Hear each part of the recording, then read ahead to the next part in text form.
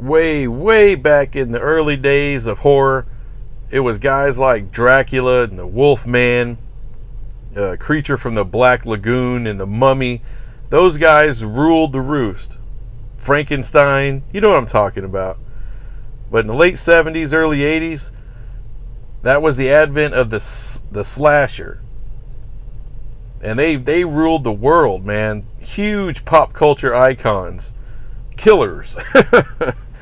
So, I'm taking the 6 classics, the heavy hitters. And I'm not going to rate how good their franchises were or anything like that. I'm going to rate them on how dangerous they are. And how hard they are or are not to kill. Anyway, thanks for watching.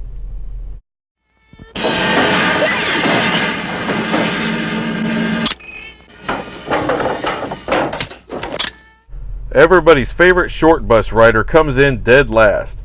I kind of feel sorry for him, you know. He is mentally disabled. And he was raised by his family of psychopaths. He never had a chance. Anyway, he's huge and he's very powerful. And the chainsaw is, you know, very damned intimidating. And he moves well for a big guy. But he's just a guy. He can be hurt and he can be killed. One shot to the temple, that's all it would take. Not that I would ever recommend taking on Leatherface, but your odds are clearly better.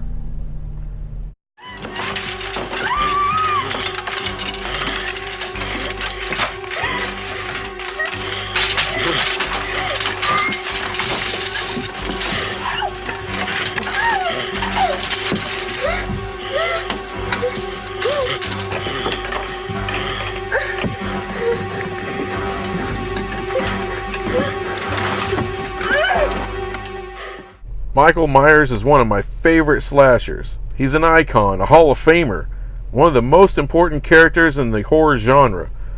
But, you know, I had to be honest here.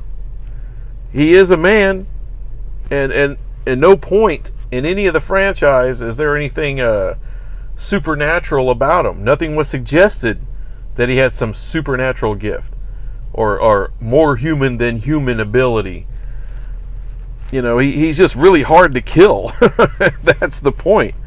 The dude's been shot, stabbed, set on fire, blown up, and he keeps coming back. I'll give him that. But, you know, let's remember, and it was Halloween 6, you know, at the beginning, you know, he just got through getting shot all to hell after part 5, and then the beginning of part 6, he escapes, he gets to some cabin in the woods, and there's an old man in there, and he goes to kill him, and he can't. He just passes out. You know, we're assuming it's from blood loss from all the bullets he took. So right there, you see, he's just a guy. You can kill him, it's just not easy.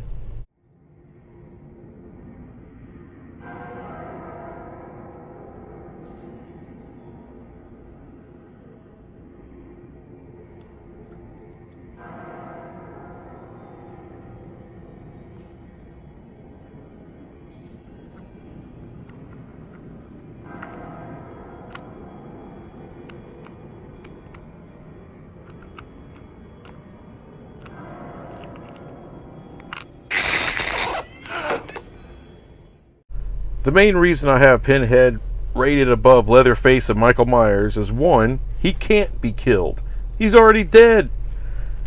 That, and you won't be facing him by yourself, or by himself. He's got Cenobites, he's got other hellish creatures, he's got chains with meat hooks on the end of them, all those things at his command. I mean, he's hell to take on. And plus, you're definitely talking about a higher level of intelligence than Leatherface or Michael Myers. Now, he can still be defeated, however. You got to get the puzzle box, and if you figure it out, you can send him and his Cenobites back to hell. But that's not easy to do. Now, this guy, he's a handful. I mean, he can just kind of look up in the corner, and here comes a chain with a meat hook tearing you apart.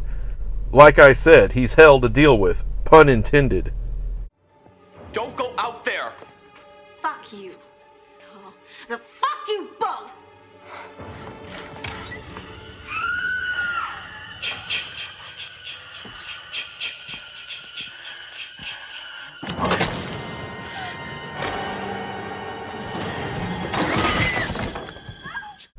He is unkillable. He's unstoppable. He is Jason Voorhees.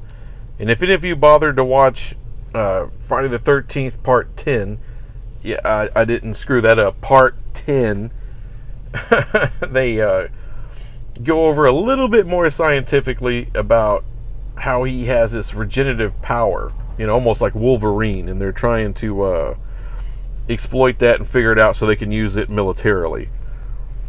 So we know that he is truly completely unkillable. If he gets his mitts on you, it's over. You're done. And he's smarter than he looks as well. It's not uncommon for him to set a trap for you or chase you into a dead end. You only got one option when it comes to Jason. Run. He's not that fast, so that's all I can give you. Run. And by the way, don't get into a vehicle close by. Like I said, he's a little smarter than he looks. More than likely he took out the distributor cap or tore out the battery.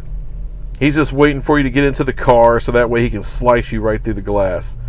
So, best just to run on your feet for a couple miles, get clear, and then find you a car and get the hell out of Dodge.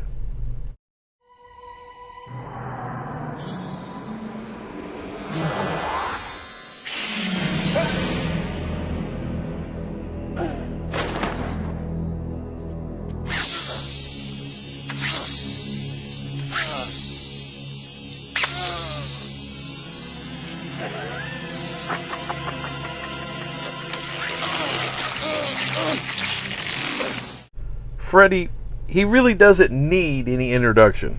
Everybody knows what he does. Alright, it's like going to war with your own mind. He's in your dreams. He's going to attack you that way, and he's going to kill you that way. And you can't kill him.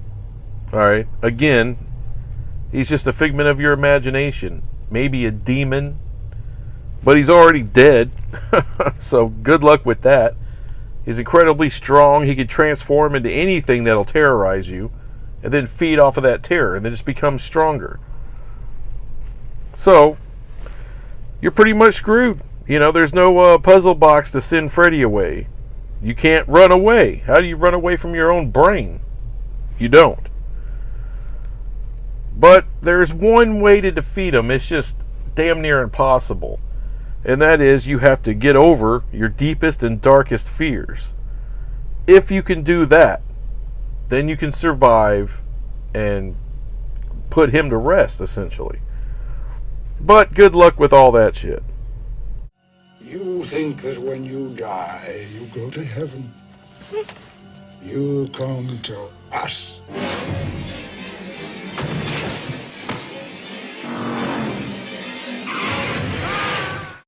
I know you probably don't believe the Tall Man is the most dangerous slasher on the list, but he is. Some of you may have even seen a Phantasm movie, and you've seen him die. Well, you think you saw him die.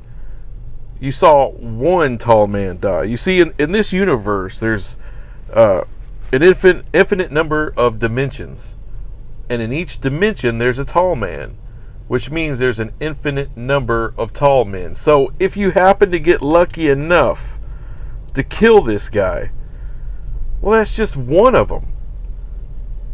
And then a couple minutes later, here comes another one.